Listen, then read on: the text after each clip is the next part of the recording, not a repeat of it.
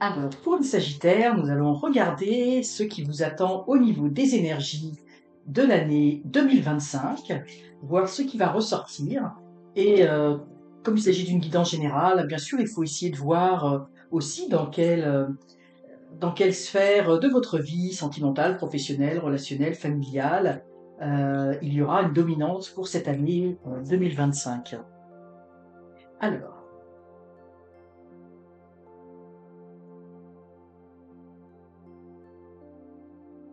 donc ici, alors nous avons deux dominantes de terre ici. Donc vous êtes arrivés, les Sagittaires, dans cette année 2025. En tout cas, vous débutez cette année 2025 euh, avec, j'ai envie de dire, le début d'un cycle. Hein. Le 10, ça marque la fin et le début d'un cycle où vous avez amassé une certaine richesse. Là, on voit tout le maïs, les fruits, les récoltes.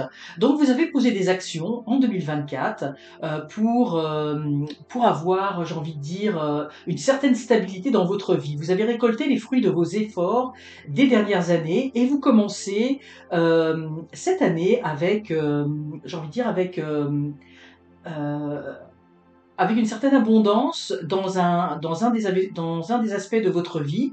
Alors ça peut être l'abondance d'amour, ça peut être aussi en lien avec la terre, la richesse. Peut-être que pour certains d'entre vous, là, ce que j'entends, c'est que peut-être certains d'entre vous, vous avez déménagé, vous avez emménagé soit dans une maison, dans un nouvel appartement, et vous avez pu économiser pour vous acheter ce bien immobilier, ou alors tout simplement c'est une location mais que vous avez réaménagé, enfin moi en tout cas aménagé à votre goût pour y être vraiment bien.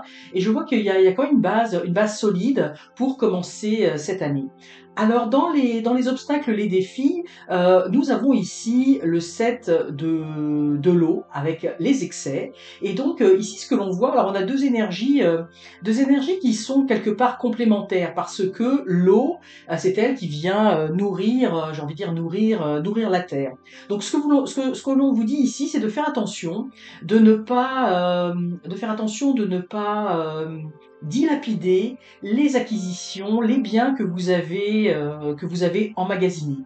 Alors l'eau, évidemment, ça fait quand même référence aux émotions, mais ça peut faire référence ici par rapport aux biens, parce que comme je vous dis, pour moi, l'eau fertilise la terre. Donc on vous dit de faire attention autant à ce que vous avez réussi à accumuler de positif dans votre vie. Alors ça peut être aussi, comme je disais tout à l'heure, la richesse, ça peut être une richesse au niveau, j'ai envie de dire par exemple, de retrouver un équilibre familial, de retrouver un équilibre au niveau des relations, de retrouver un équilibre dans votre travail, dans le couple, etc.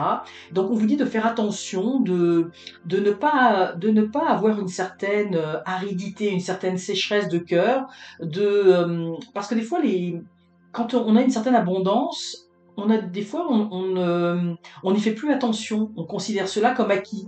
Mais là on nous dit il faut faire attention, il faut faire attention. Et puis moi ce que je ressens ici c'est de faire attention de bien le partager avec les autres, de pas garder ses richesses juste pour soi, de faire preuve de ici pour moi de partage, hein, parce que ici on voit il y a ces deux jarres là, ces deux coupes qui dominent et qui sont parfaitement droites et les autres qui sont cassées. Donc il faut faire attention de ne pas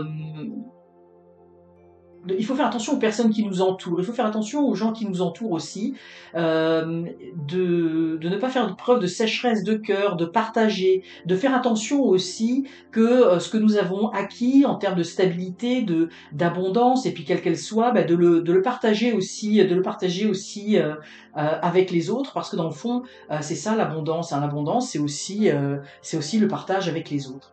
Alors pour le conseil du tarot, alors le conseil du tarot, il y en a l'air, on a l'eau et là on a, pardon, on a la terre, on a l'eau et là on a l'air. Et le conseil du tarot vous invite, donc là c'est la contemplation, donc vous invite à prendre de la hauteur. Hein. Vous voyez, ces plumes sont en hauteur. On a au fond la lune qui est tout l'aspect intuitif, les plumes qui est tout l'aspect, j'ai envie de dire plus des pensées. Et on vous demande de faire refléter cette lune dans l'eau, hein. Faites que votre intuition, en fait, que il y ait une harmonie entre les pensées, l'intuition, pour pouvoir contempler tous les acquis, mais vous voyez aussi contempler comment les, les, les arbres, les forêts, les monts qui sont sur le côté sont bien verts. Hein, vous voyez, pour moi, ça va vraiment avec ces deux cartes, où on va trouver un équilibre entre l'abondance et puis, j'ai envie de dire ici, l'aridité, la pauvreté. Hein. Donc, on vous demande de prendre du recul et d'avoir une vision beaucoup plus aérienne de ce qui se passe dans votre vie, de ne pas simplement rester à des niveaux terre à terre. Hein. On vous demande en fait de vous élever et parce que probablement il y a quelque chose qui est à nourrir dans votre vie. Il y a quelque chose, vous voyez, qu'il faut fertiliser ici et vous avez tout ce qu'il faut pour fertiliser cette terre. Et ce que ça va apporter, ici on a le 4 de terre, on a la sécurité. Vous voyez, ici on a les récoltes, l'abondance, mais là qui sont complètement protégées et puis il y a cette notion avec la roue ici, que effectivement, comme je dis, c'est la roue qui tourne, hein, où on fait profiter, c'est la roue de Fortuna, qui fait profiter de cette abondance autour d'elle. Donc, je ne sais pas si je me suis exprimé très clairement dans ce tirage, mais vous commencez l'année avec certaines richesses, mais il y a quelque chose à côté de vous, il y a une faille, il y a quelque chose qui a été un peu mis de côté, qui a été défraîchi par rapport aux sentiments, par rapport au relationnel. Moi, je pense qu'il y a on a oublié dans les aspects matériels d'avoir été trop terre à terre. On en a oublié des aspects plus du cœur. Et là, on vous demande de prendre du recul par rapport à tout ça, puis de trouver, de contempler, de bien regarder de façon à arriver à cet équilibre dans votre vie, hein, parce que, vous voyez, là, ici, on est vraiment dans une dualité, dans une opposition.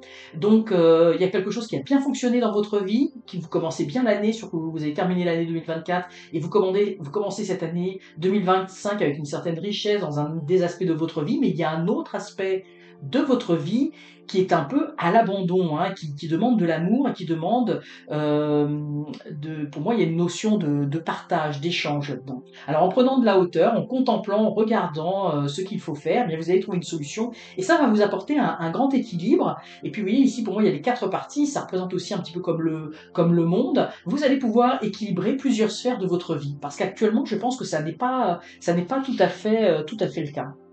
Alors voilà pour vous, Sagittaire. On va regarder un message, euh, un message d'inspiration, de guidance pour cette année 2025. Oups, je vous ai mis un petit peu de côté. Alors nous avons ici, alors c'est vraiment intéressant, nous avons ici, vous voyez, le chemin de l'équilibre hein, avec la balance. Donc effectivement, ça veut dire qu'il faut équilibrer. Vous voyez, ici, on voit bien que l'équilibre là n'est pas là. Hein. Donc il va falloir rééquilibrer le tout, rééquilibrer, vous voyez, les aspects du cœur. Et ici, pour moi, la plume, il y a aussi des aspects du partage là-dedans. Donc on vous demande effectivement pour moi, un de vos challenges de 2024, 2025, pardon, ça va être de rééquilibrer les choses dans votre vie. Parce que oui, il y a un côté qui fonctionne très bien, il y a un autre aspect de votre vie qui fonctionne moins bien, et il va falloir trouver cet équilibre avec la pensée, avec la contemplation, l'intuition, donc les pouvoirs du cœur, et également l'aspect aussi intellectuel pour savoir comment ça va se concrétiser. Et bien, vous allez réussir à trouver, vous voyez, cette sécurité et ici cet équilibre dans la balance. Donc ça va être vraiment votre défi pour vous, Sagittaire, pour cette année 2025. Mais vous partez avec un certain nombre d'atouts en main, alors il suffit de faire fructifier tout ce que vous avez déjà construit en 2024. Alors, amis Sagittaires, je vous souhaite une excellente année 2025.